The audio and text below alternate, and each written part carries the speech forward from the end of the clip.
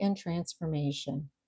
If you are new here, I help to heal your heart, align with your higher self, and manifest the kind of love that actually feels safe and reciprocal.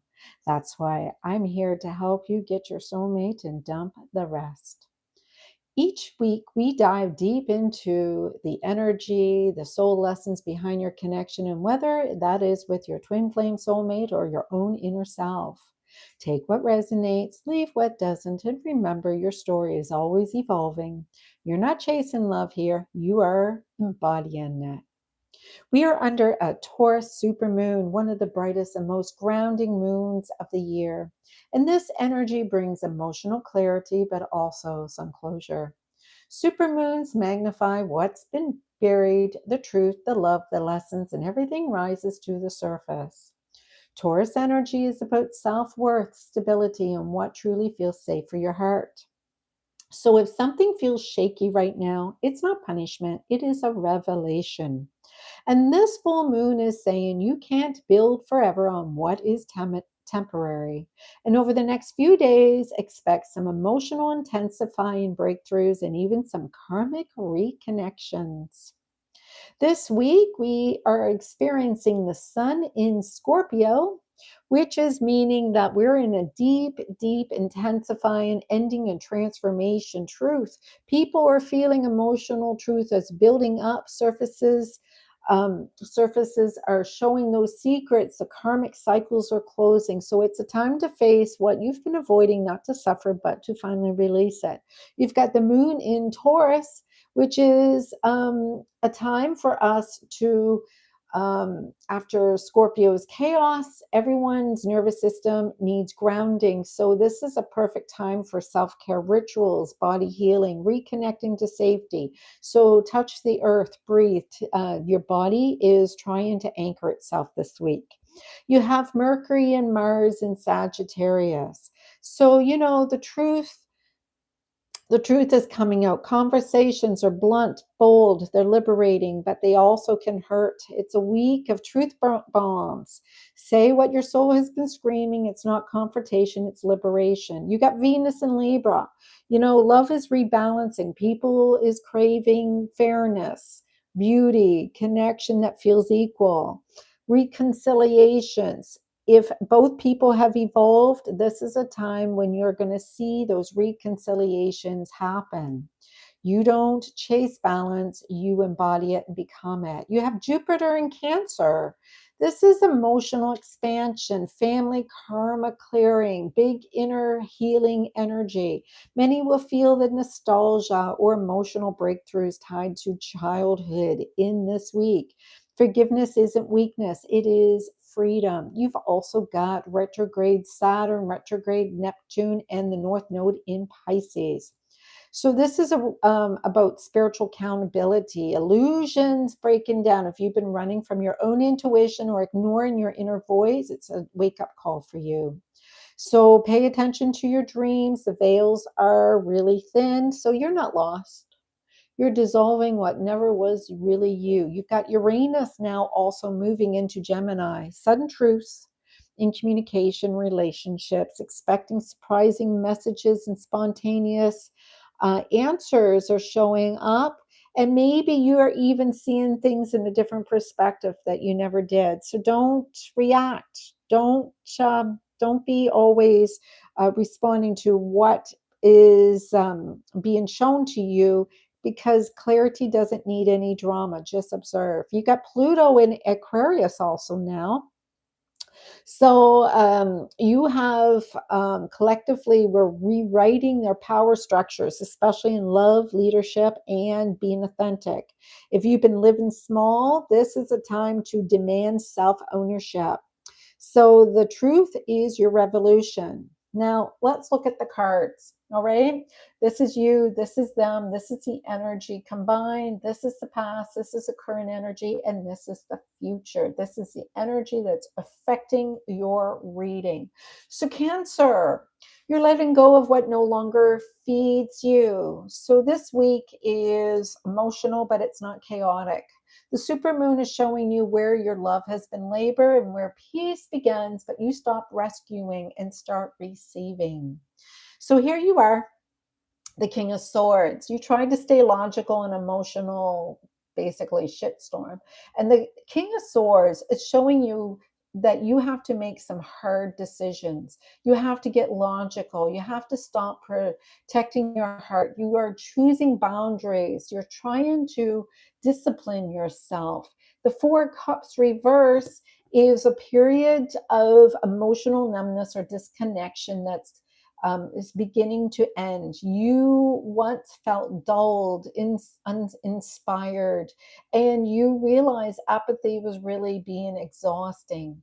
And you also felt very much that people were using you for your money, or you felt that there was an unequal exchange. Maybe there was one-sided relationships. You gave more than you received, and the balance was really off.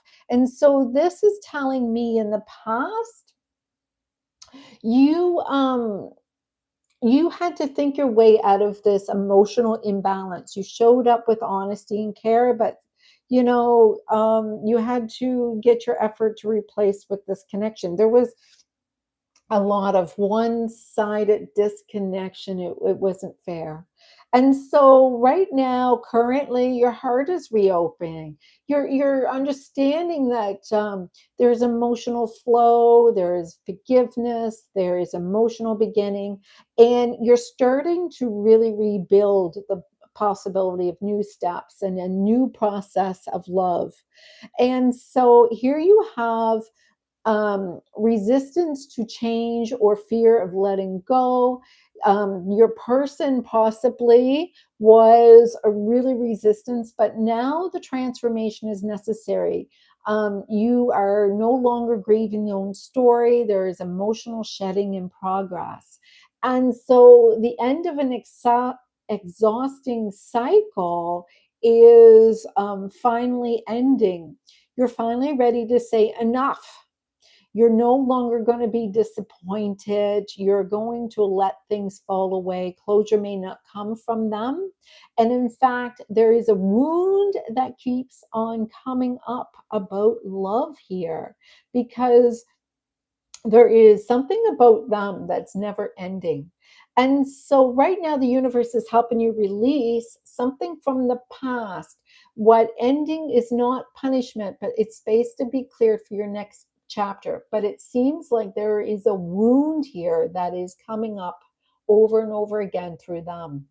And so you have here the seven of swords in your near future. This has a lot to do with deception, lies, illusions.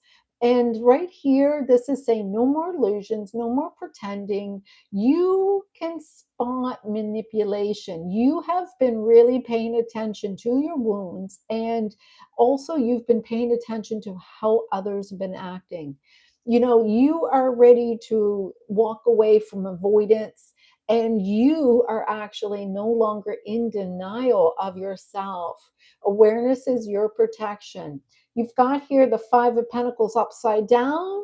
So this is great. This is rising from your loss. You're recovering your sense of stability and worth after not seeing your worth, or they were not seeing yours.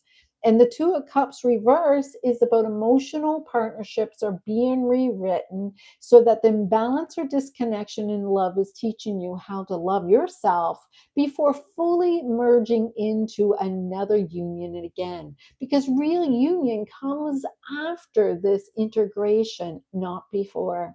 So moving forward, you are learning the difference between attachment and connection, and you are now attracting emotional honesty, truth, integrity, and no longer fixing others, no longer holding their burdens and their wounds and their pain.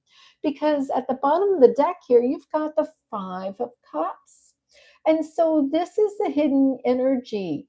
Grief was all about this transformation. This is about mourning that could have been. This is about what could have been or what could be. And the supermoon in Taurus is grounding your emotions and helping you heal without drowning in them. You see the beauty in endings because you now understand they create space for new beginnings. And so, what's been happening is that you have been the one that's been grieving.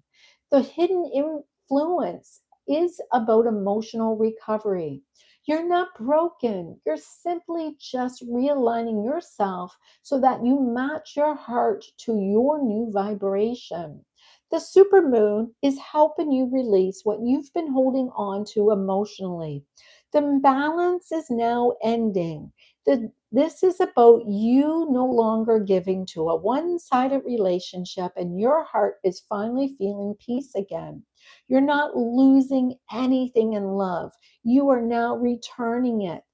You're returning to it within yourself. And forgiveness doesn't mean returning to the past, it means you're freeing yourself from it. So if what is not meant for you will not require your need to chase it. You are to be in alignment to be receiving it. And so, if you are carrying pain, you will go and attract pain more to it.